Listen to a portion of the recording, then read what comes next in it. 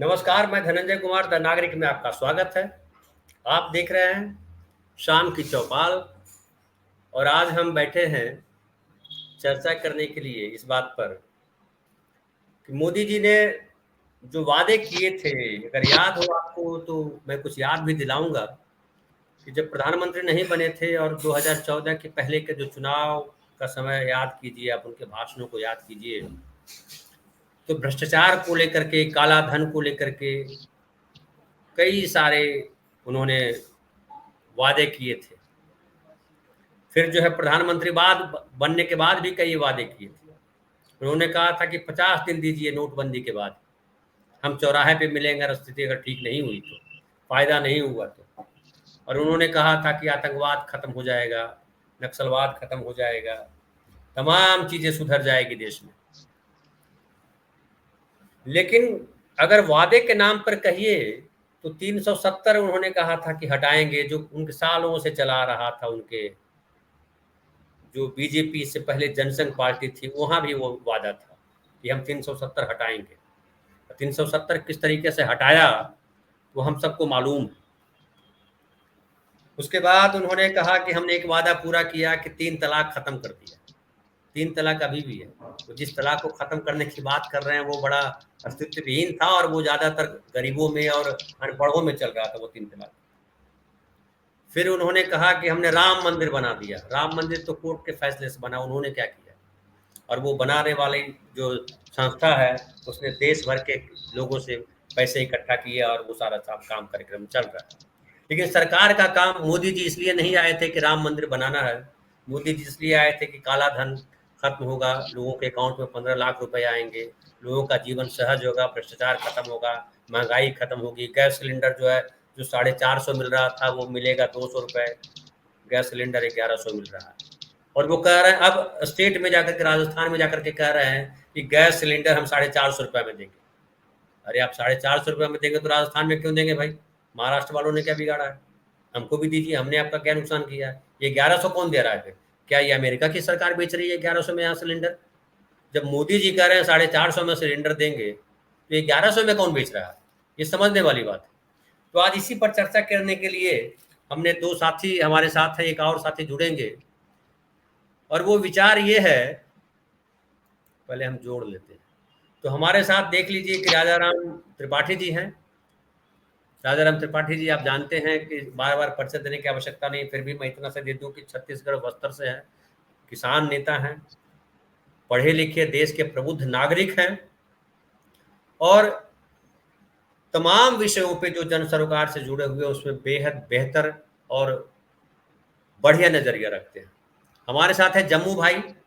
जम्मू भाई भी जो है जन सरोकार से जुड़े नमस्कार। हुए व्यक्ति हैं, चुनाव भी लड़ चुके हैं जम्मू भाई, देश के बारे में सोचते रहते हैं, आम आवाम के बारे में सोचते रहते हैं।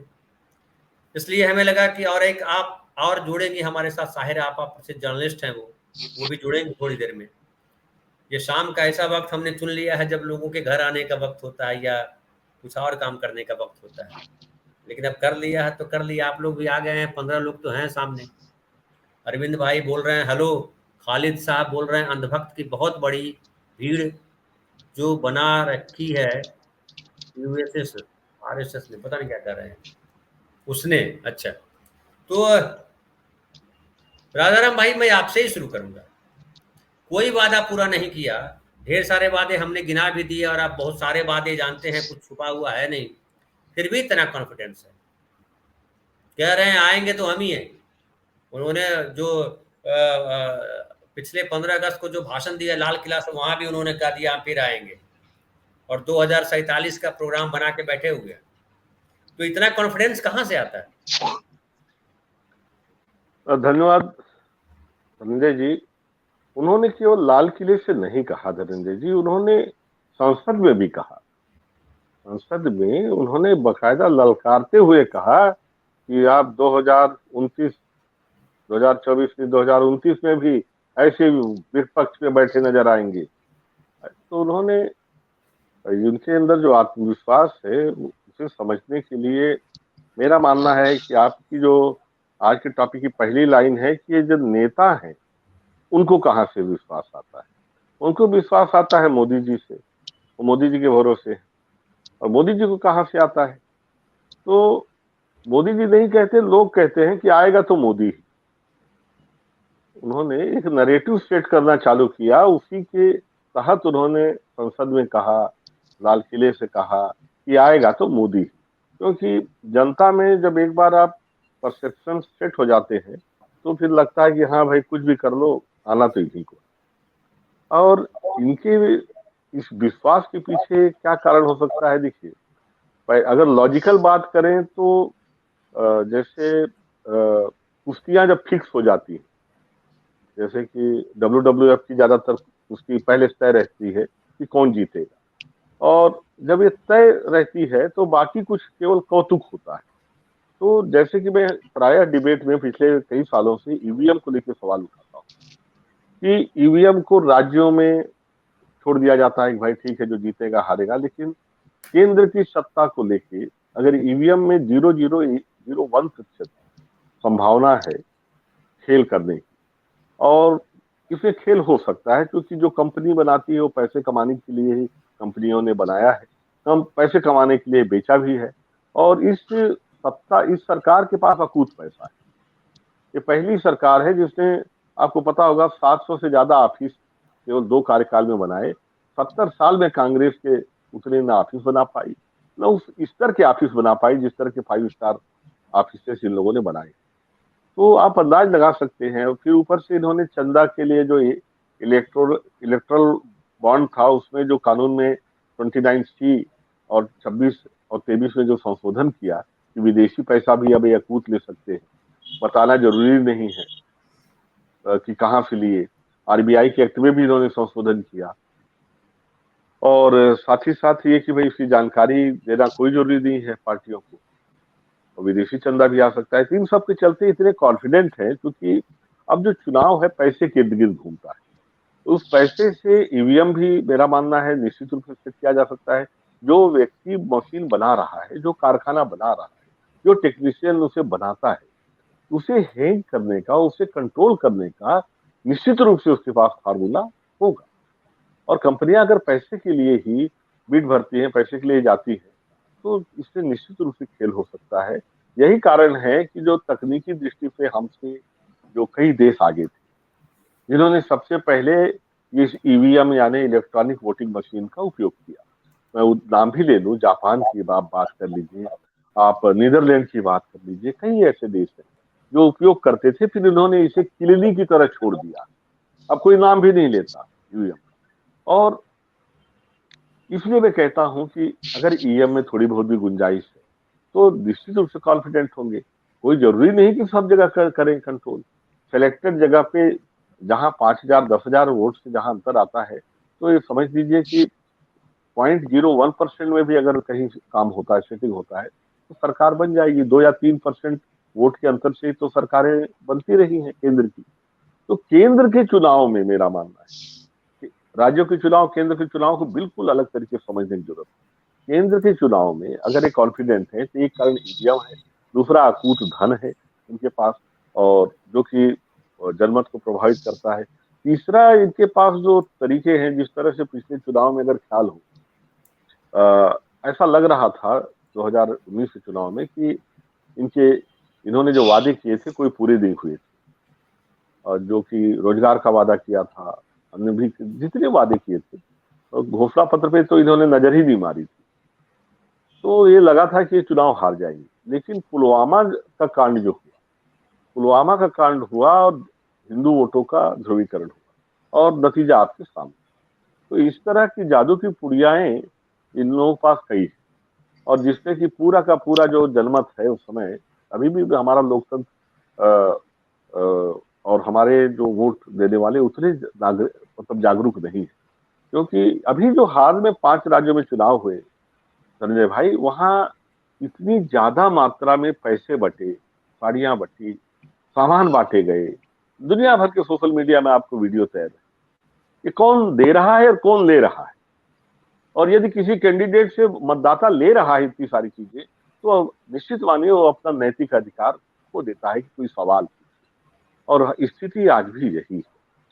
तो को होए हमें का हानि वाली मुद्रा में अधिकांश लोग बैठे हुए हैं। कुछ मिल गया तो ठीक है चुनाव में, या चुनाव के बाद भी कोई 5 किलो चावल मिल रहा है या कहीं 35 किलो मिल रहा है तो बस सरकार बनाने के उतना ही काफी है।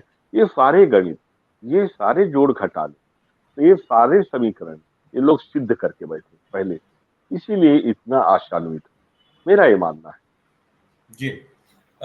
आप जो कह रहे हैं, कई सारे दर्शक यहाँ पे हैं जो इस बात की तस्दीक कर रहे हैं, वो भी यही कह रहे हैं। प्रदीप अग्रवाल कह रहे हैं कि मशीन से आता है ये कॉन्फिडेंस। नौशाद अहमद कह रहे हैं चुनाव आयोग और ईवीएम के भरोसे आता है ये कॉन्फिडेंस। अरविंद त्यागी कह रहे हैं विश्वास नहीं सर, पैसे का घमंड है। अरविंद त्यागी फिर आगे लिख रहे हैं थोड़ा सा ईवीएम पे भी विश्वास है। जी। मैं एक चीज धनंजय भाई और जोड़ना चाह रहा था जो स्लिप होगा, कि जो संवैधानिक संस्थाएं उनको जिस तरह से इन्होंने जेब में डाल के रखा है, जैसे सीबीआई का रोल कभी सुनते थे कि वो तोता है और यही लोग आरोप लगाते थे, लेकिन इन्होंने ईडी को जिस तरह से मतलब ट्रेंड ईगल की तरह, बाज की तरह ट्रेंड किया है, जहां भेजे वहां जा रही है, और इन सरकारी संस्थाओं को, जांच एजेंसीज को गाइडेड मिसाइल की तरह जिस तरह से गिरा रहे हैं सब तरह। आप देख ही रहे हैं कि भाई 15 साल भाजपा का शासन था मध्य प्रदेश में, हमारे यहाँ छत्तीसगढ़ में 15 साल शासन था, इतने घोटाले हुए, लेकिन किसी के यहाँ भाजपा के नेता के यहाँ कभी ईडी नहीं हुई। तो ये इस तरह की जो एजेंसीज हैं वो क्या है कि भाई किसी के यहाँ भी अगर ईडी पहुंच जाती है तो फिर उसका मनोबल निश्चित रूप से गिर जाता है। और राजनीति में भ्रष्टाचार तो है ही, इसमें कोई इनकार नहीं कर सकता कि कोई भी पार्टी दूध की धुली नहीं है, और यही कारण है कि वो उस तरह से लड़ भी नहीं पा रहे हैं।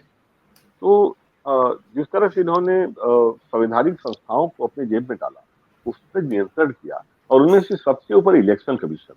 अभी 5 राज्यों के चुनाव में भी आपने देखा कि मैंने हर जगह पैसे, लिफाफे, क्या क्या नहीं बटा, लेकिन हमारा जो चुनाव आयोग है, मैंने देखा कि वो कभी 2-3 नेताओं को उसने नोटिस दे दिए, बस इसी में इतनी रही, और जिस तरह से कंट्रोल किया जाना था भ्रष्टाचार को, वो कहीं दिखाई नहीं।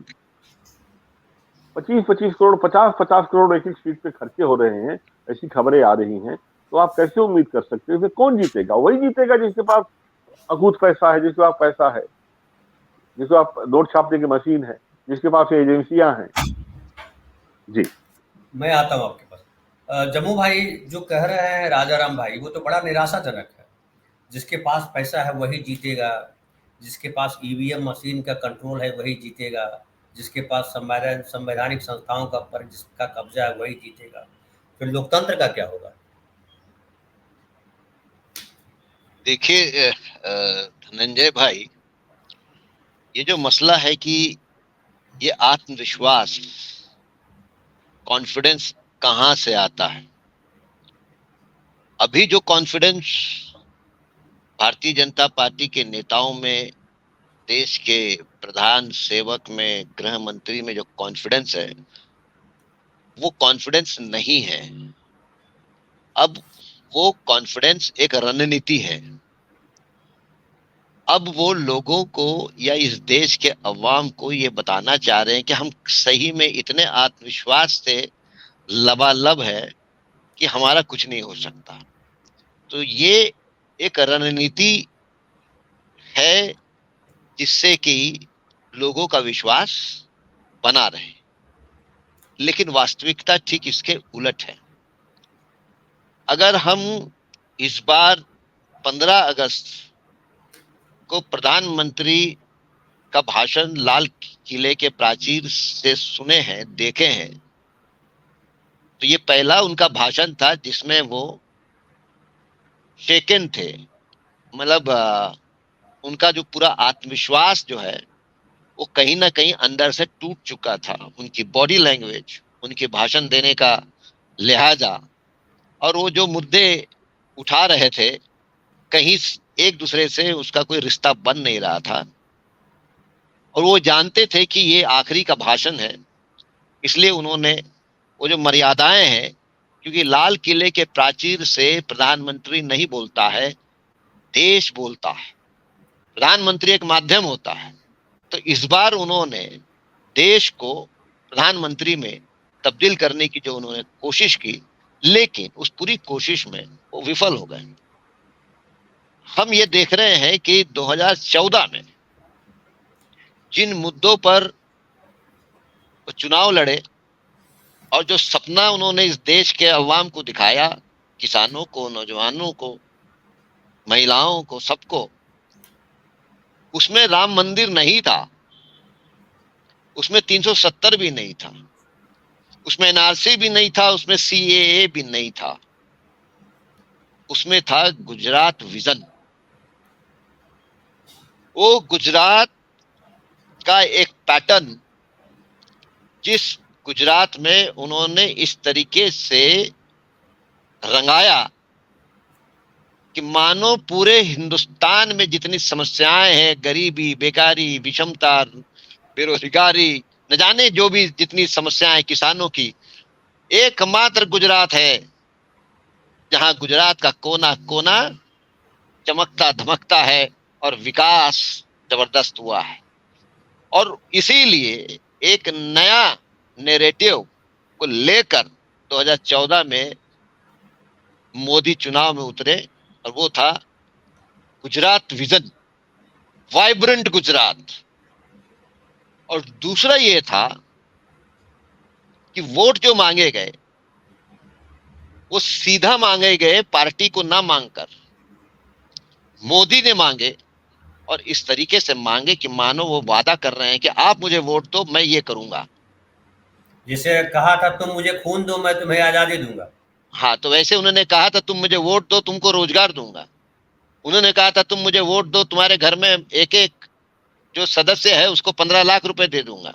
उसने किसानों से कहा था कि आप मुझे वोट दो, आपको मैं जो है दुगनी कर दूंगा 22 तक। हाँ ना, और दूसरा दुगनी कर दूंगा, एमएसपी जो है वो बढ़ा दूंगा, न जाने क्या क्या कहा। तो ये जो हुआ कि 2014 में वाइब्रेंट गुजरात, और दूसरा वोट का सीधा करार, ये it was like a contract between the voter and the seeker. तो लोगों को लगा, और 13 और 14 का जो वातावरण था कि भ्रष्टाचार और कांग्रेस के खिलाफ पूरा माहौल, तो लोगों को लगा ये एक अवतार जो है लोकशाही में आया है, और इसमें वो दम दिख रहा है जिसने गुजरात में जो है ले आया है सब कुछ और वादे कर रहा है। लेकिन हम क्या देखते हैं, पिछले 9 साल में ना रोजगार, 2 करोड़ के रोजगार हर साल, यानी हर साल 2 करोड़ के रोजगार के अगर बात हम करते हैं तो 9 साल में अब तक 18 करोड़ नौजवानों को रोजगार देना चाहिए था। अगर हम इस बात की कहेंगे कि किसानों की आय दुगनी, तो उन्होंने तो बिल लाया था कि किसानों की उपज और किसानों का जमीन इस देश के पूंजीपतियों को हवाले कर दें।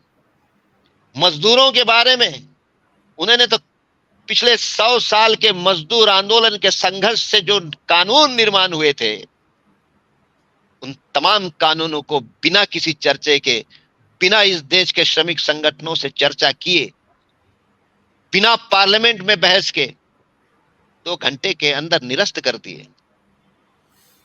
15 लाख की बात करने वाला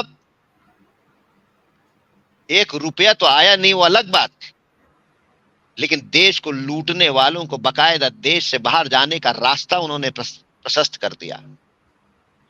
तो ये जो बात हुई है कि मोदी, बीजेपी अपने तमाम वादों में उनका चेहरा नंगा हो गया है, और इसीलिए आप देखेंगे कि पिछले 2 सालों में जो चुनाव हो रहे हैं, उन चुनाव में मोदी अब विकास की बात नहीं कर रहे हैं।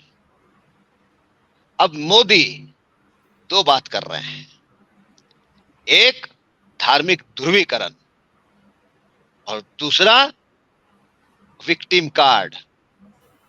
देखो मेरे को अब तो गालियों को भी किलो से वजन मापने लगे। अरे मतलब ये नया ही भाई, इस देश का ये नया साइंटिस्ट है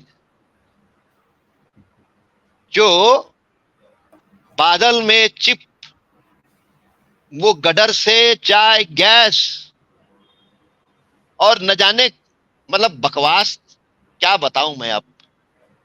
तो ये जो प्रधानमंत्री है, अब विक्टिम कार्ड, गालियों का वजन भी होता है किलो में, ये इन्होंने साबित किया है। भाषणों में अब कोई विकास की बात नहीं, कोई रोजगार की बात नहीं, कोई किसानों की बात नहीं, कोई गरीबों की बात नहीं। आपको धनंजय भाई याद होगा 2014 में जब पहला विश्वास मत का जब पेश हुआ, तो उन्होंने अपने भाषण में कहा ये जो महात्मा गांधी रोजगार गारंटी स्कीम जो है, मनरेगा, ये कांग्रेस पार्टी को इस ढंग से याद किया जाएगा कि वो इस देश के गरीबों के साथ जो हसीन मजाक किया है। ये वही प्रधानमंत्री है जब सुप्रीम कोर्ट के भूतपूर्व मुख्य न्यायाधीश रामन्ना ने रेवड़ी कल्चर को लेकर बात उठाई, तो यही प्रधानमंत्री थे, उसमें हाँ में हाँ मिलाकर कहा कि रेवड़ी कल्चर से देश जो है ये कमजोर हो जाएगा और अर्थव्यवस्था खत्म हो जाएगी। अब यही प्रधानमंत्री पिछले 2 साल के तमाम चुनाव में कह रहे हैं कि हमने इस देश के 85% जनता को फुकट में अनाज बांट रहे हैं। ये बांटे फुकट में तो रेवड़ी नहीं है। अगर विपक्ष ने अगर कुछ जनता को वादा अगर किया है तो वो रेवड़ी हो जाती है। मैं कहना ये चाहता हूं कि प्रधानमंत्री 2014 में जो सपना दिखाए इस देश को, वो पूरे सपने अंधेरे में नहीं, दिन के उजाले में चूर चूर हो गए हैं। यहां तक कि देश के गृह मंत्री ने बहुत पहले ही एक सभा में यानी एक टीवी चर्चा में कह दिया था, ये सब वादे उदे तो हमारे लिए, हमने ये जुमले थे। जी जी, मतलब तो कॉन्फिडेंस के लेवल में, झूठ बोलने का कॉन्फिडेंस। लेकिन 9 साल बाद 10 साल अभी जब चुनाव में जा रहे हैं, तो इस चुनाव में नरेंद्र मोदी अब आत्मविश्वास को एक रणनीति के रूप में अपना रहे हैं, एक हथियार के रूप में अपना रहे हैं, क्योंकि वो समझ गए हैं कि उनकी पोल खुल चुकी है, उनके नीचे की जमीन खिसक चुकी है। लेकिन एक जो लड़ने वाला होता है वो आखिरी तक यही बताता है कि मैं तैयार हूं, मैं अभी भी कायम हूं।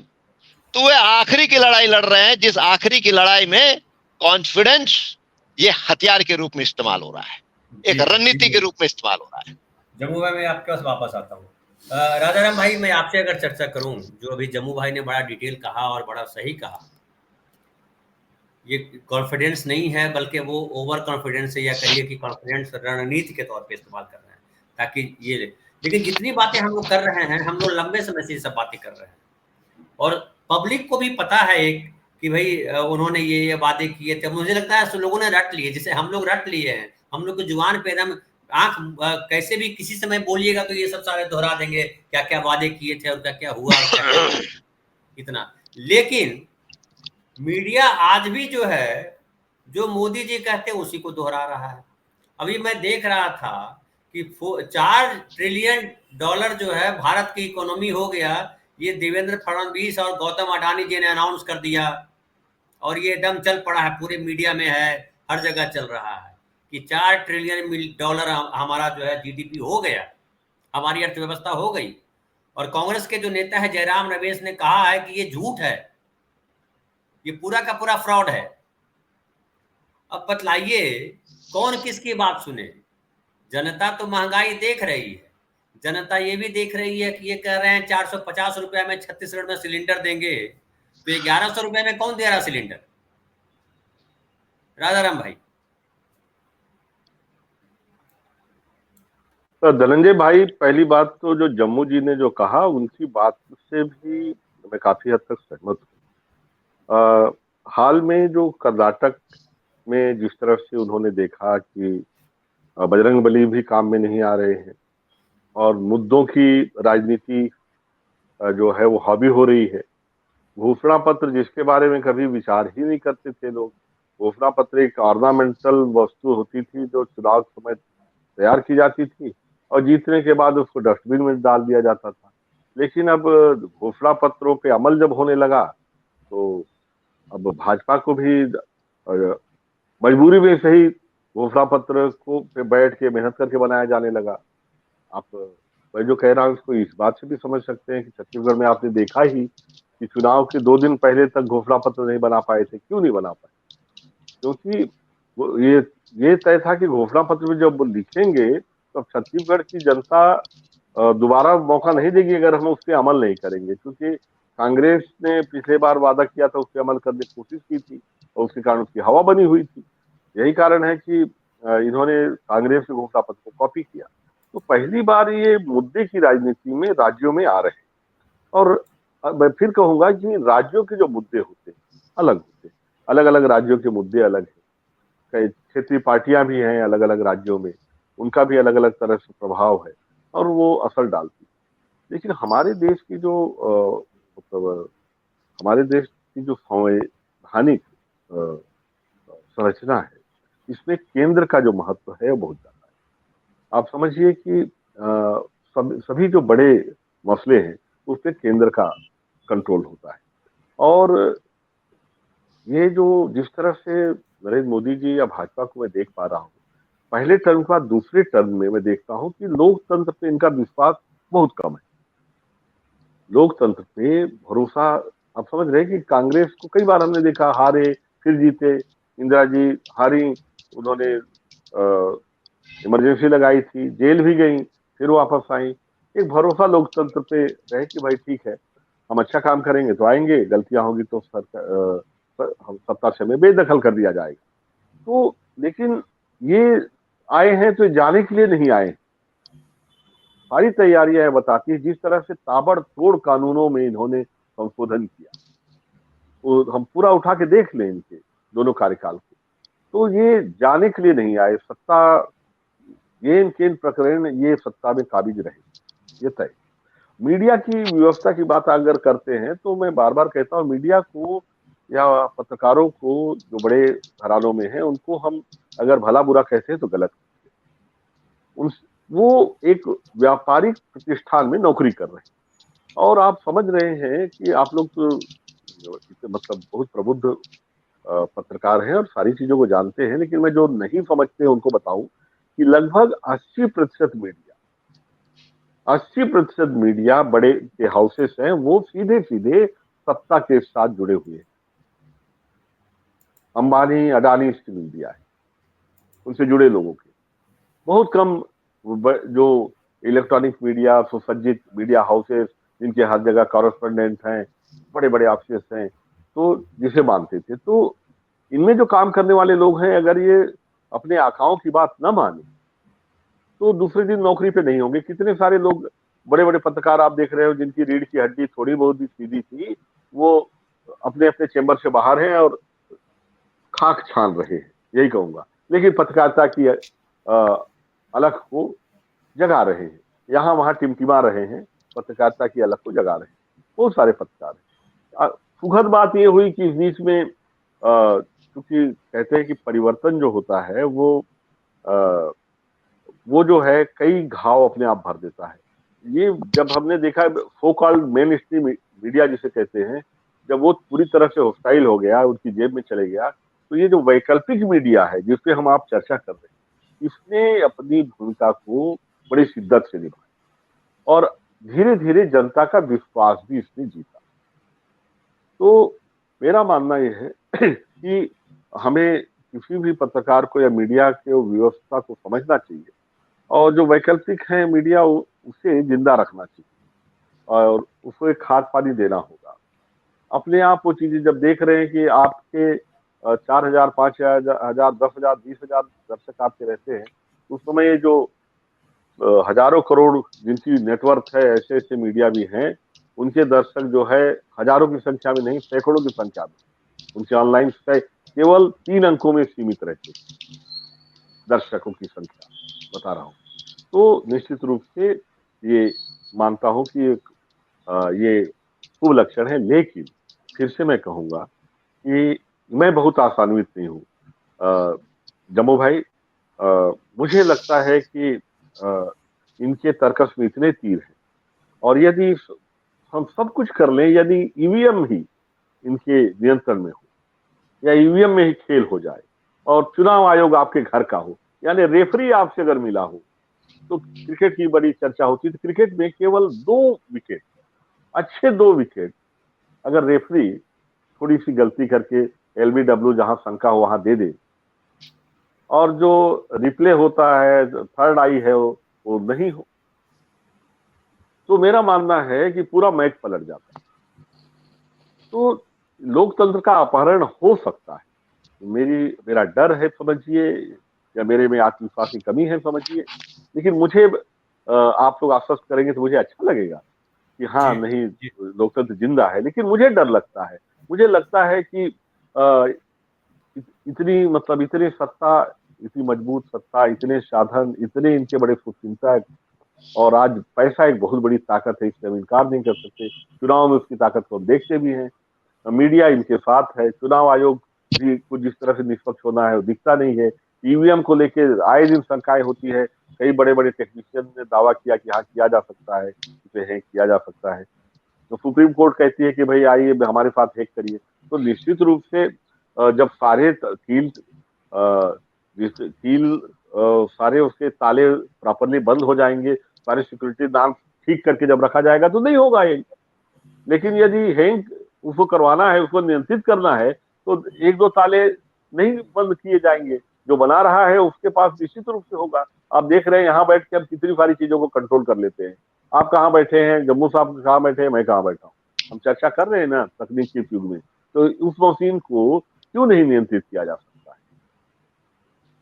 नहीं, लेकिन जब राजाराम भाई, हम 3 जो बैठे हुए हैं, इसमें चौथा कोई घुसना चाहेगा तो नहीं घुस सकता, वो हम ही अलाउ करेंगे। चौथा अगर कोई घुसना चाहे तो वो आसान नहीं है, और वो अगर हो जाएगा तो ये जो कंपनी है स्ट्रीम यार्ड, उसकी साख पे धक्का पहुंचेगा और स्ट्रीम यार्ड बंद हो जाएगा कल।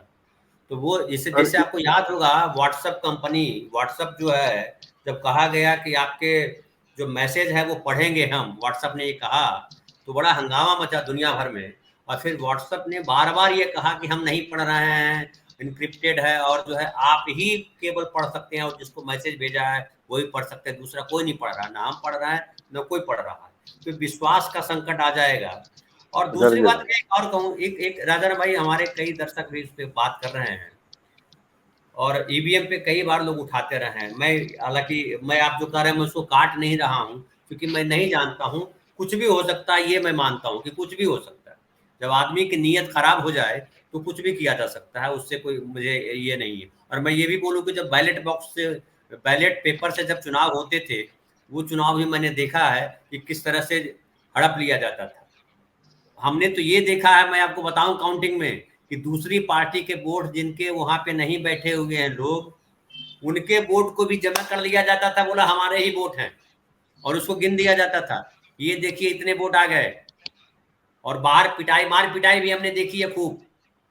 तो देखिए, जब हम तय कर लेंगे, सरकार ये तय कर लेगी कि हमको बेईमानी करनी है, सरकार के जो अधिकारी बैठे हैं वो नैतिकता छोड़ देंगे, तो फिर तो रास्ता कहीं नहीं है। फिर अब रास्ता कहाँ है, ये जम्मू भाई से हम पूछते हैं।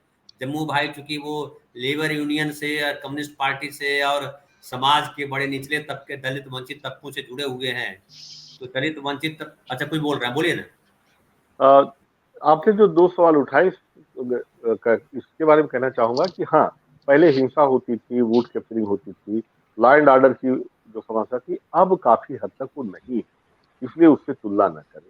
दूसरी चीज़ मैं कहता हूँ जो वीवीपैट है, जिससे जो पर्चियाँ नीचे गिरती हैं, अगर उनको पूरा गिन लिया जाए, पूरा गिन के मिलान कर लिया जाए, तो भी काफ़ी हद तक इस पे रोक लगाई जा सकती है। अंत में आप बात वही छोड़ रहे हैं कि भाई स्ट्रीम यार्ड है या व्हाट्सएप कंपनी है या जो कंपनी बनाती है, कौन सी कंपनी ईवीएम भारत को सप्लाई करती है, पहले तो उसका पता लगाएं और ये देखें कि अब सब कुछ मामला उसकी नैतिकता पर है धनंजय भाई। अगर वो नैतिक रूप से मजबूत है, ठीक है, और यदि पैसे देगी ऐसे युग नहीं, में। नैतिक रूप से मजबूत मैं इस तौर पे कह रहा हूँ राजाराम भाई, कि जिसे समझिए एक बीजेपी एक पार्टी, हालांकि सबसे पहले कांग्रेस पार्टी ये लेकर के आई है ये मशीन, बीजेपी तो लाई नहीं है। और बीजेपी के नेता आडवाणी जी ने सबसे पहले इस पर सवाल उठाया था कि ईवीएम जो है गलत है, इसमें बेईमानी हो सकती है वगैरह वगैरह। फिर केजरीवाल साहब ने भी लंबा डायलॉग दिया और उन्होंने भी कहा बेईमानी हो सकती है, उनके कौन कौन आदमी आए और उन्होंने कहा ये देखिए मैं दिखा रहा हूँ, लेकिन कोई साबित नहीं कर पाए। इतने बड़े बड़े जो जो टेक्निकल जानकार हैं उसमें से कोई सा कांग्रेस पार्टी लेकर के आती है किसी आदमी को कि हाँ देखिए हम ये बता रहे हैं कि कैसे हो सकता, वो भी अब तक हो नहीं पाया। हमारे दर्शक भी भाई कई सवाल। धनंजय भाई, ये बार बार जो आप कह रहे हैं यही तर्क सब लोग कहते हैं। मैं यहाँ कहना चाहूंगा यदि कंपनी मिल गई है आज के युग में, जब याहू को उसने टेक ओवर कर दिया, गूगल को उसने कर दिया, एप्पल उसको टेक ओवर कर रहा है, ऐसे युग में अगर कोई भी पैसे से कंपनियां क्यों नहीं खरीदी जा सकती? अगर वो टेक्नोलॉजी आपको हैंड ओवर कर देगा तो तीसरा नहीं 5 लोग घुस जाएंगे, जिसको चाहे घुसवा देगा वो। मैं आता हूँ आपके सवाल को लेकर के, जम्मू भाई के पास आता हूँ, वो क्या जवाब देते हैं जी देखते हैं। जम्मू भाई, जी ये बतलाइए जो राजाराम भाई कह रहे हैं, आप तो चर्चाओं में बैठते हैं, नेताजी जो चर्चा करते हैं, नागपुर में बैठे हैं आप, नागपुर में जो है ये नेता भी बोलते हैं, जो नेता हैं वो भी बात कहते हैं, वामपंथी नेता भी हैं, वहाँ दक्षिणपंथी आरएसएस का वहाँ दफ्तर है, वहाँ जो दलितों के चैत्य भूमि है, वहाँ चैत्य भूमि है ना वहाँ पे, जम्मू भाई। नहीं नहीं, नहीं नहीं, चैत्य भूमि दीक्षा तो भूमि, ये दीक्षा चैत्य भूमि, हाँ मुंबई। दीक्षा भूमि वहाँ, क्षमा करें मैं उसमें कंफ्यूज कर जाता हूँ। दादर में जो है चैत्य भूमि है, वो दीक्षा भूमि है, बिल्कुल। तो दीक्षा भूमि भी है, कांग्रेस का भी बड़ा गढ़ रहा है विदर्भ का वो नागपुर का इलाका। आपको क्या लगता है अगर ऐसी स्थिति है तो कैसे निकला जाएगा? अगर कब सब हरण कर लिया, हालांकि एक दर्शक हमारे सलाह दे रहे हैं, वो भी सुन लीजिए, उसके बाद अपनी टिप्पणी दीजिएगा। वो कह रहे हैं कि अगर समझिए 10,000 1,000 वोट सेट किया है, अरविंद त्यागी कह रहे हैं कि सर ईवीएम तो आपकी बीजेपी को धोखा दे देगी, क्योंकि बीजेपी 1,000 वोट की सेटिंग करेगी तो पब्लिक इससे कहीं ज्यादा खिलाफ में वोट कर देने वाली है। ये कह रहे हैं कि पब्लिक जो है अब 1,000 समझो सेट कर दिया और पब्लिक जो है 10,000 वोट आपके खिलाफ देगी, तो क्या करोगे आप? एक और बात मैं कहता हूं, फिर आप अपनी बात पे आइएगा। मुझे लगता है राजाराम भाई, ये जो जिसने भी प्रेशर कुकर बनाया है ना, या जिसने न्याय व्यवस्था बनाई है, वो भी किसी पूंजीपति ने ही बनाया है, उसको पोषण उसका कर रहा है। तो उसको भी पता है कि अगर प्रेशर कुकर में वॉल्व नहीं लगाएंगे, सीटी निकलने का बीच बीच में नहीं देंगे, तो खाना तो नहीं पकेगा, माथा भी फट जाएगा। क्या जम्मू भाई आप क्या बोलेंगे? देखिए, मैं राजाराम भाई के साथ ये दूसरी बार आपके चैनल में मुलाकात हो रही है, और पिछले 15 दिन में पूरे देश में ऐसी कोई राजनीतिक और सामाजिक घटनाक्रम नहीं हुआ कि जो राजाराम भाई को 15 दिन में, आज जो मैं सुन रहा हूं, उसके लिए वो मजबूर हो गए हैं। उलट मुझे थोड़ा सा आश्चर्य हो रहा है कि पिछले 15-20 दिनों में, एक महीने में इस देश के अंदर जो कुछ सामाजिक और राजकीय क्षेत्र में जो उथल पुथल चल रहे हैं, वो उथल पुथल ठीक राजाराम भाई जो कह रहे हैं उसके विपरीत हो रहा है। तो मुझे ऐसा लगता है कि 140 करोड़ के इस देश में अंततोगत्वा अवाम जो है उसकी विवेक को, उसकी ताकत को, उसकी भूमिका को हम लोग इतना छोटा करके बहुत ही, जिसको कहते हैं कि एक अराजकीय, एक असामाजिक तरीके से घटनाओं को देखकर, सब्जेक्टिवली देखकर हम हमारे आजू बाजू की जो वास्तविक परिस्थिति है उसको नकार नहीं सकते। मेरा ये कहना है कि इसका विश्लेषण होना चाहिए, बहुत ऑब्जेक्टिवली होना चाहिए। देखिए 2014 से 2023 आते आते कुछ बड़े घटनाक्रम हुए हैं। 2014 बीजेपी मोदी के लिए परिस्थिति बहुत ही अनुकूल थी, बहुत अनुकूल थी। नंबर एक कि कांग्रेस बदनाम थी। 2013 अन्ना आंदोलन, एंटी करप्शन, ये वो जो मामला जो बना, उससे कांग्रेस तो बदनाम हो गई थी। विपक्ष पूरा बिखरा हुआ था। और ऐसे स्थिति में एक सपना दिखाना, और जिस सपने दिखाने वाले के पीछे इस देश का पूंजीपति वर्ग खड़ा है अपनी पूरे संसाधनों के साथ, तो आसान हो जाता है। लेकिन इस 10 साल में जो परिस्थितियां बदल रही है, वो परिस्थिति तेजी से जो भी बदलाव आ रहा है वो बीजेपी और वर्तमान सरकार, मतलब मोदी सरकार के खिलाफ ही बदलाव आ रहे हैं। मुझे एक घटना बता दीजिए पिछले 2 साल में बीजेपी, मोदी, अमित शाह, ये जो सत्ता है, इनके तरफ स्थितियां बदली है। उलट 4 चुनाव, दिल्ली, पंजाब, कर्नाटक, हिमाचल, ये हारी है बीजेपी। लेकिन गुजरात भी याद कर लीजिए, रिकॉर्ड तोड़ दिया ना। उत्तर प्रदेश देखिए, उत्तर प्रदेश में राज्यों के चुनाव में डबल इंजन की सरकार, और इस बार का विधानसभा के चुनाव में प्रधानमंत्री प्रचार में थे, इसके पहले तो मौका नहीं था। तो बीजेपी ने कम से कम 60 सीटें खोई। बाई इलेक्शंस, उपचुनाव जितने हुए हैं, 2-4 जगह बचा पाई है सिटिंग सीट, लेकिन अपने कई सिटिंग सीट हारे। महाराष्ट्र में हारे, उत्तर प्रदेश में हारे। तो ये जो है, और दूसरा अभी जो स्थिति है, आज की स्थिति एकदम उल्टी है। आज राहुल गांधी, देखिए राहुल गांधी 2014 से का इमेज और भारत जोड़ो यात्रा के बाद के इमेज, देखिए भारत जोड़ो यात्रा के बाद इस देश की राजनीति में 2 चीजें हुई है। एक, कॉन्फिडेंस जिसको बोलते हैं, विपक्ष का कॉन्फिडेंस बढ़ा, कांग्रेस का कॉन्फिडेंस बढ़ा, कांग्रेस रिवाइव हुई। और सबसे बड़ी बात यह हुई कि पप्पू जो है वो इस देश के अंदर एक ताकत के रूप में उभरा। यह स्थिति उस समय नहीं थी। दूसरा, अब विपक्ष की जो रणनीति, देखिए अब बीजेपी कोई रणनीति बना नहीं पा रही है, अब विपक्ष रणनीति बना रही है। विपक्ष को यह समझ में आ गया कि बीजेपी को 35 से 42% का वोट है और बीजेपी के विपक्ष में 60 से 65% वोट है। और इसीलिए विपक्ष इस रणनीति को समझते, इस वास्तविकता को समझते हुए जिस रणनीति में काम कर रही है वो यही रणनीति है 1 to 1 लोकसभा के लिए।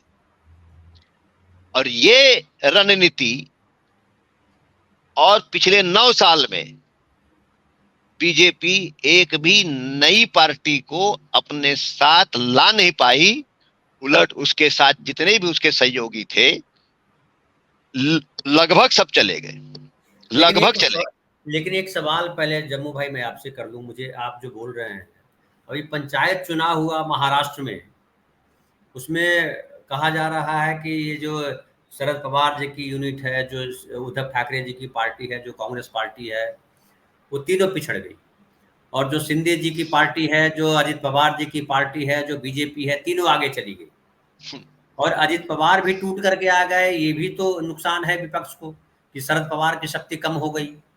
तो इसको आप किस तरह से देख रहे हैं? देखो, इसको पॉलिटिकली समझने की जहां जरूरत है, जहां तक ये पंचायत समिति वगैरह के जो चुनाव होते हैं, अगर आप चुनाव के परिणाम आने के बाद सारे अखबारों को अगर देख लें तो जो जो पार्टियां दावा करती है उसके मुताबिक अगर 100 सीटों के चुनाव हुए हों तो इनको अगर मिला दे तो ऐसा लगता है कि 500 सीटों के रिजल्ट निकले हैं। क्योंकि हर पार्टी कहती है कि 80 मेरे हैं 100 में से, वो कहता नहीं 95 मेरे हैं, फलाना कहता नहीं 60 मेरे हैं, तीसरा कहता नहीं 45 तो मेरे हैं। तो ये सब जोड़ दें तो 100 नहीं हो जाते, वो 500 हो जाते हैं। मुद्दा क्या है? मुद्दा ये है कि पंचायत समिति के चुनाव कोई पार्टी सिंबल में नहीं लड़ा जाता है, और पार्टी और दूसरा पंचायत समिति के चुनाव बहुत ही स्थानिक और अपने अपने गांव में अपने अपने इलाकों के जो नेता होते हैं उनके अपने प्रभाव होते हैं, उनके अपने कैंडिडेट होते हैं वगैरह वगैरह। तो इसलिए पंचायत समिति में जीत के आने वाले उम्मीदवारों को, एक जीते हुए प्रतिनिधि को 4 पार्टियां क्लेम कर सकती है वो हमारा है। ये ठीक उसी प्रकार से है कि बड़े शहरों के अंदर जो सब्जी मंडियां होती है, उन सब्जी मंडियों में कुछ गाय और कुछ सांड भी होते हैं जिनके अपने कोई मालक नहीं होते हैं। आवारा की बात कर रहे हैं आप? हाँ, एकदम। हाँ, तो ये सारा मामला सेट हो जाता है जरा महानगर पालिकाओं के चुनाव में, थोड़ा जिला परिषद के मामले के चुनाव में, फिर एमएलए और एमपी के चुनाव में वो क्लियर हो जाता है सही कौन किसके जीते हैं। लेकिन महाराष्ट्र में भी, अच्छा मतलब महाराष्ट्र के एमएलए के बाय इलेक्शन का बीजेपी हार रही है और पंचायत समिति जीत रही है। अब बीएमसी का चुनाव नहीं करा रहे, बीएमसी का चुनाव नहीं करा रही है वो, इसीलिए कि बंबई सेट नहीं हो रहा है। बीएमसी के चुनाव इसलिए ना कि बंबई सेट नहीं हुआ अभी तक पॉलिटिकली, और होगा भी नहीं, क्योंकि महाराष्ट्र की राजनीति में जिस प्रकार से भारतीय जनता पार्टी ने भूमिका निभाई है उसके परिणाम ये है कि आज सबसे ज्यादा परेशान, भयभीत, जिसका आत्मविश्वास हिल रहा है वो और कोई नहीं, वो भारतीय जनता पार्टी है। एक सवाल आपसे और है जम्मू भाई, फिर अपना प्रोग्राम बंद करेंगे, रुकेंगे, क्योंकि समय हो गया 48 मिनट, छोटा में जवाब दीजिएगा, होगा तो डिटेल हम कल बात करेंगे इस पर, लेकिन चर्चा जरूरी है इसमें कि जो सामाजिक न्याय की बात कर रहे हैं राहुल गांधी, लगातार हर जगह कर रहे हैं जातीय सर्वेक्षण कराएंगे। बिहार में जो जातीय सर्वेक्षण हुआ है वहाँ बीजेपी की मजबूरी हो गई कि आप गाली भी दीजिए लेकिन आप साथ में रहना पड़ेगा आपको, नहीं तो आप बाहर कर दिए जाओगे। और लग रहा था कि राज्यपाल महोदय जो है साइन नहीं करेंगे, लेकिन राज्यपाल महोदय ने भी साइन कर दिया। जिन राज्यपालों ने साइन नहीं किया वहाँ सुप्रीम कोर्ट लगातार पूछ रही है। फिर अभी पिछले दिन पंजाब के राज्यपाल से पूछा कि बताइए, जवाब दीजिए, क्यों नहीं साइन कर रहे हैं बिल पे जो पास हो गया दोनों विधानसभा और इससे। केरल के राज्यपाल से भी आज पूछा है कि केरल के राज्यपाल साहब बतलाइए आप क्यों नहीं साइन कर रहे, क्यों अटका के रखा हुआ आपने। अगर ये बात उनसे पूछ ली जाती महाराष्ट्र के राज्यपाल से भी तो शायद पहले इसका फैसला हो गया होता। लेकिन बिहार में भी जिस तरह से चीजें घट रही हैं, नीतीश कुमार लगातार हमलावर हैं और नीतियों से हमलावर, निर्णयों से हमलावर है और लगातार ऐसे फैसले ले रहे हैं जहां बीजेपी को कोई मुद्दा नहीं मिल रहा है।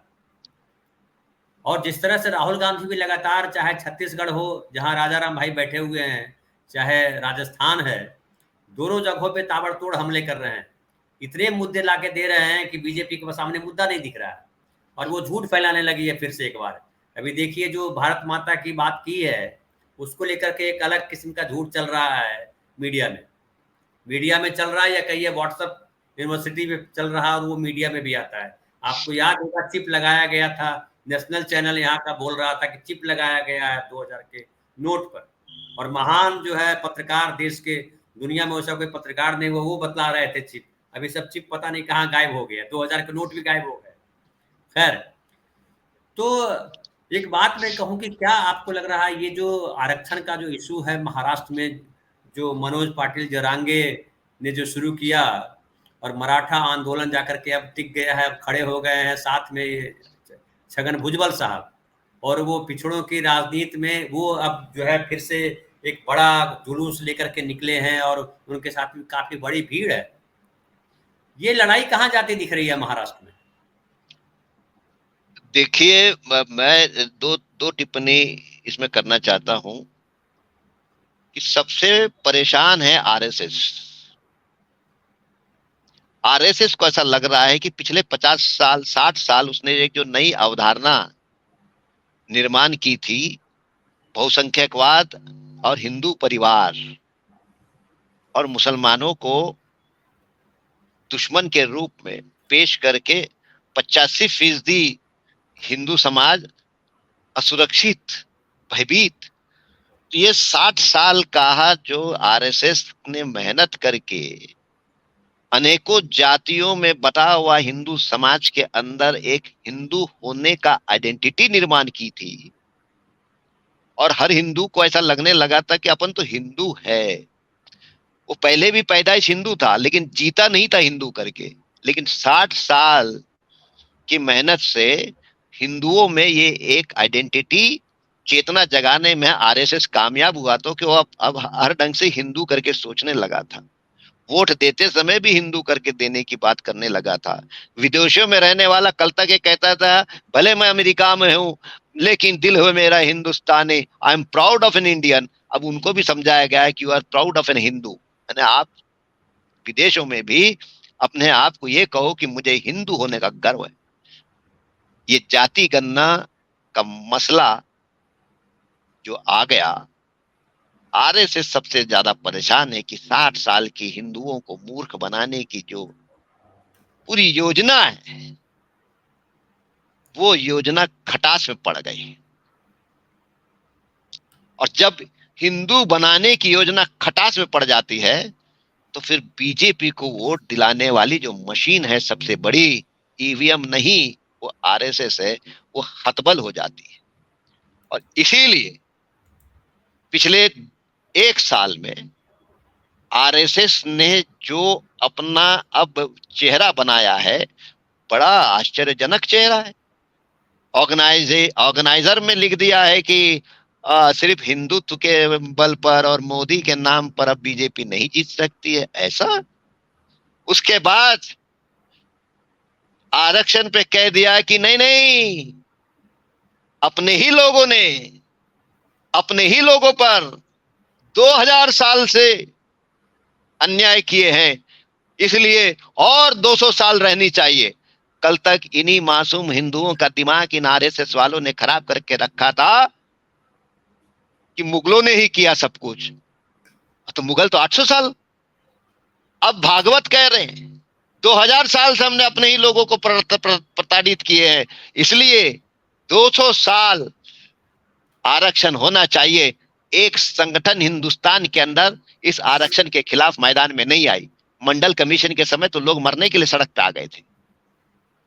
और ये जो कहते थे आरएसएस वाले कि मदरसा और मस्जिद ये आतंकवादी बनाने के और आतंकवादियों के अड्डे हैं, यही भागवत मस्जिदों में और मदरसों में घूमने लगे। अभी अभी आरएसएस के उप सरसंघ चालक हॉसबेट ने बयान दिया, हिंदू राष्ट्र बनाने की कोई जरूरत ही नहीं है, ये हिंदुओं का ही देश है। 50 साल इस मासूम हिंदुओं के दिमाग खराब कर दिए हिंदू राष्ट्र बनाने के नाम पर, और अब कह रहे हिंदू राष्ट्र की कोई जरूरत ही नहीं, यहां तो हिंदू ही है। ये सब इसलिए हो रहा है कि आरएसएस को समझ में आ गया है कि जब वो 100 साल मनाने जाएंगे तो दिल्ली के ताज में भगवा और भारतीय जनता पार्टी का झंडा बुलंद नहीं होने वाला है। जम्मू भाई इसीलिए जी जी इसीलिए अब पूरी आरएसएस इस मोड़ में आई है कि कैसे मोदी को वोट दिला सकते हैं बीजेपी को, उसके लिए अब नौटंकी कर रही है। तो इसलिए आज का परिदृश्य एकदम बदल चुका है। कोई सबसे ज्यादा अगर आत्मविश्वास इस वक्त है तो विपक्ष का आत्मविश्वास है कि हम हरा सकते हैं, और आत्मविश्वास से अगर कोई सबसे ज्यादा शेकन है वो मोदी है। और अहमदाबाद के कल के क्रिकेट मैच में जो आखिरी का दांव खेलने जा रहे थे कि जीतेगा इंडिया, तो मोदी साहेब, जो मोदी मणिपुर जाने को तैयार नहीं, जो मोदी इस देश की बहु बेटियों के आंसू को पोंछने को तैयार नहीं, वो मोदी 4 घंटे प्रधानमंत्री बैठता है क्रिकेट का मैच देखने के लिए, शर्म आनी चाहिए। लेकिन खेल है वो जो अच्छा खेला वो जीत गया, और वो जो ड्रामा है चुनाव जीतने का वो हाथ से निकल गया। मोदी की उल्टी गिनती शुरू हो गई है, वो उसमें भी एक उदाहरण है। जी जी राजाराम भाई, अभी अगर मैं आता हूँ राजाराम भाई आपके पास, सही कह रहे हैं जम्मू भाई की अगर जो है जीत जाता भारत तो कहते कि मोदी जी ने जिता दिया है ना। एक ने लिखा भी था, वो जो महाधन्य जो पत्रकार है तिहाड़ी, उसने कहा था कि आरक्षण देखिए, थैंक यू कि आरक्षण यहाँ नहीं है, रिजर्वेशन नहीं है क्रिकेट कंट्रोल बोर्ड के पास। तो वो तो महान पत्रकार, वो शर्म आनी चाहिए उसको। मतलब आरक्षण का जो मुद्दा है, क्या इतना छोटा मुद्दा है कि क्रिकेट में आरक्षण है कि नहीं उस पर चर्चा करने का उसको शर्म नहीं आती, इसी के लिए बदतमीज है वो, बदतमीज है। मैं कह रहा हूँ माफी के साथ। नहीं, आप सही कह रहे हैं, बिना माफी के बोलिए, बिल्कुल सही कह रहे हैं। और राजाराम भाई, मैं भी बदतमीजी हूँ, इसलिए मैं इस बात को एग्री कर लेता हूँ। राजाराम भाई थोड़ा आप बताइए, आप तो बोलना चाह रहे हैं। मैं केवल ये कहना चाह रहा हूँ, हो सकता है आप लोग मेरी बात से सहमत ना हो। जम्मू भाई की बातों से मैं सहमत हूँ। पहली चीज तो बताऊं कि भाजपा क्या सोच रही है और आरएसएस का क्या नजरिया है और क्या रणनीति है, वो जो कह रहे हैं मेरे विचार भी वही। लेकिन मैं ये कहना चाह रहा हूँ कि जो मैं देख पा रहा हूँ कि नरेंद्र मोदी जी को कोई फर्क नहीं पड़ता है कि कितने राज्यों में भाजपा जीत रही या हार रही। ये 3 राज्य और हारे या जीत जाए, उन्हें केवल 2 चीज, एक गुजरात नहीं हारना है क्योंकि 15 साल जो कुछ किया धरा है वो सारी चीजें अगर दूसरी कोई सरकार आ जाएगी तो घेर लिए जाएंगे। दूसरा, वो जो बड़ा बंगला बनाए हैं 2 एकड़ में प्रधानमंत्री आवास, और नया उन्होंने बनाया है, संसद बनाई है, और नया 10,000 करोड़ का जो जहाज लिए है, वो सब कम से कम और 5 साल हर हाल में वो चाहते हैं कि रहें। और उसके लिए उन्होंने निश्चित रूप से अपनी रणनीति तय की है। कांग्रेस के साथ एक दुविधा ये है कि ईवीएम वही लेके आई थी बेहतरी की, इसलिए खुल के उसका विरोध नहीं कर पाती है। लेकिन मैं ईवीएम को हमेशा कटघरे में रखता हूँ, और मेरा मानना है कि बस इसी से मैं बात खत्म कर रहा हूँ। उपचुनाव में कौन जीतता है हारता है, मोदी जी को बुलाते हैं, चले जाते हैं, गर्जन तर्जन करके आ जाते हैं, भाषण दे देते हैं, लेकिन उनका पूरा यह है कि केंद्र में किसी भी तरह से हमें आना है। और इससे कांग्रेस को समझना है, इंडिया को समझना है कि कैसे उन्हें रोके, कैसे इन चीजों को समझे, उनका है। मैं तो केवल अपना विचार रख रहा हूँ। बिल्कुल राजाराम। तो हम चर्चा और लंबी कर सकते हैं, लेकिन समय 1 घंटा हो गया तो हम नहीं लंबी करते, अगले दिन करेंगे फिर इस पे। राजाराम भाई आप आए, बहुत बहुत धन्यवाद। अनम्यूट कर दीजिए, आपकी आवाज नहीं आ रही है। हाँ, आप भी तो ना धनंजय भाई ऐसा पैनल रखते हैं कि जो कम से कम 5 घंटे चला सकते हैं आपकी चर्चा। देखिए भाई, बहुत अच्छा बोले, बहुत जम्मू जी का विश्लेषण मुझे बहुत अच्छा लगा। जम्मू जी का विश्लेषण धन्यवाद, कई चीजों से बहुत बढ़िया लगा। जम्मू भाई मेरे साथ दिक्कत ये है कि हम उन लोगों को जानते हैं जो उस विषय के जानकार हैं, और हम जब डिबेट करते हैं तो उन्हीं को लेकर के आते हैं, बाकी बाहरी लोगों को नहीं लेके आते हैं। कुछ भी आइए 40 मिनट बोल करके चले जाइए, 40 मिनट पूरा हो गया, हाँ मेरा डिबेट पूरा हो गया। वो जो चैनलों पे करते हैं हम वो नहीं करते, हम लाते हैं कि इस पे कौन बढ़िया बोलेगा, राजाराम बढ़िया बोलेंगे, जम्मू आनंद बोलेंगे या रामलाल बोलेंगे। अगर रामलाल बढ़िया बोलेंगे तो जम्मू भाई और राजाराम भाई को फोन नहीं करेंगे, हम रामलाल को फोन करेंगे, आइए आज आपकी जरूरत है। मेरी ये आदत है, मैं दरअसल जिनसे बात करता हूँ उनको समझने का प्रयास करता हूँ कि आप जब आप बात कर रहे होते हैं तो वहां से मैं निकालता हूँ कि क्या आप बढ़िया बोल रहे हैं, उसमें से और कहाँ विस्तार दिया जा सकता है। तो इसलिए मैं उस तरह का पैनल लेके आता हूँ जो बोल सकते हैं लगातार। बिल्कुल आप सही कह रहे हैं, और इसलिए हमारे दर्शकों में भी चेंज आया है। हमारे जो दर्शक है जम्मू भाई और राजाराम भाई में बड़ा कई फोन मुझे आने लगे हैं, मतलब मैसेज आने लगे हैं ये इंटरनेट पे, जो इंटरनेट का, इंटरनेट गलत बोल रहा हूँ मैं, ईमेल आईडी जो मैं देता हूँ इंटरनेट उस पे आने लगे हैं मैसेजेस, और वो कह रहे हैं कि धनंजय भाई, आज एक ने कहा, एक बैंक के मैनेजर हैं वो पीएनबी में सीनियर मैनेजर, उन्होंने कहा, नाम नहीं बतलाऊंगा, उन्होंने कहा कि धनंजय भाई अभी कोई चैनल हमारे यहाँ चलता नहीं है, हमारे यहाँ बड़े टीवी पर आपका चैनल खाली चलता है, पूरा परिवार देखता है। बहुत और अच्छे, बहुत अच्छे। सब कहते हैं कि धनंजय भाई वाला चैनल लगाओ, द नागरिक लगाओ, उसी पे बड़ी ईमानदारी से बात होती है। बहुत तो अच्छे, मैंने बहुत कहा अच्छे। कि हाँ, तो मैंने कहा कि ये बड़ा गर्व का विषय है, और इसका मतलब है कि मैं सही राह चल रहा हूँ। और राजाराम भाई और जम्मू भाई जैसे आप जो साथी हमारे हैं, ये हमारे पिलर हैं। आप लोगों की वजह से वो विश्वास जमता है, जगता है, और मुझे भी लगता है मैं कोई सार्थक बात कर रहा हूँ। वो अरुण पूरी परेशान है। हाँ, कि कहाँ से अरुण ऐसे लोग पूरी आए। परेशान है भाई। जो गोदी मीडिया बन गई, उसका हाँ, सबसे बड़ा ग्रुप, उसका मालक हाँ, परेशान है। परेशान तो है इसका बिल्कुल। मतलब यह है कि विंड्स आर चेंजिंग, यस, हवा हवा का बदल रुख रही है, बदला है। बदला है। और एक हम एक और बात आप, है हाँ जम्मू भाई, एक और बात है, मैं आज जो है, हमारे एक मित्र हैं मंजुल भारद्वाज, सुबह सुबह हम लोग मिलते हैं, आज हम चर्चा कर रहे थे। हमने कहा कि जो ये जो प्रकृति है ना, हाँ प्रकृति जिसको आप भगवान कहते हैं, कोई अल्लाह करता है, कोई गॉड करता है, मैं उसको प्रकृति बोलता हूँ, हाँ। क्योंकि हम उस सच तक पहुंचे नहीं है। इसलिए सत्यम शिवम सुंदरम मेरे लिए बड़ा अच्छा सा ये होता है कि सत्य शिव सुंदर। शिव से मतलब है उस प्रकृति की बात कर रहे हैं, उस ईश्वर की बात कर रहे हैं, जिसको आप जो नाम चाहो दे दो, उस प्रकृति की बात कर रहे हैं। वो जो है सबको ठीक कर देता है। वो जानता है कि ये जितना हमने जीव जंतु बनाया है ना, सब गलतियों का पिटारा, सब में गलतियां हैं, इनकी गलतियों को मैं ही ठीक करूंगा। इसलिए उसने मृत्यु तय कर दी है कि तुम इतने समय बाद मर जाओगे, तुमको मैं निपटा दूंगा। प्रकृति को आज तक किसी ने निपटाया नहीं, कितना भी आप जहर बो दीजिए, प्रकृति उसको चेंज कर देती है। ये सबसे बड़ी बस बात मेरा इतना ही दुमत है, आपके है। ईश्वर से मेरा इतना ही सवाल है कि जो बुरे हैं उनको जीने का मौका देते क्यों हो? मैं इस पे अलग से डिबेट करूंगा, एक दिन रखूंगा इस पे। ये बहुत बढ़िया आपने सवाल किया है, मेरे प्रोड्यूसर ने ये सवाल किया था एक, और मैंने उनको बड़ा मजबूत जवाब दिया था। मैं अभी नहीं दूंगा, समय नहीं लूंगा।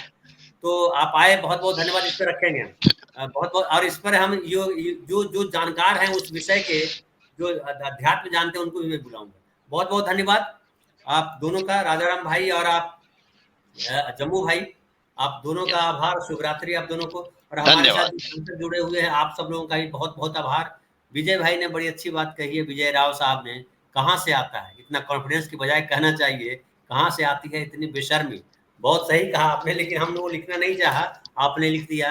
आप दर्शक भी हमारे, आप दर्शक दर्शक मैं बोलता हूँ इसलिए कि आप देख रहे हैं, लेकिन मैं बोलूँ कि आप भी हमारे पैनलिस्ट हैं। जितने जितने लोग यहाँ पे चर्चा करते हैं, लिखते हैं, उनको मैं पैनलिस्ट के तौर पर ही लेता हूँ। तो आप लोग इस चर्चा को सफल बनाते हैं और अच्छा लग रहा है, तो आप इसे अपने मित्रों परिचितों के साथ साझा कीजिए, और हमारे चैनल को सब्सक्राइब नहीं किया तो सब्सक्राइब कीजिए। हम नागरिकों की बात, सच तक पहुंचने की बात करते रहेंगे। बहुत बहुत धन्यवाद।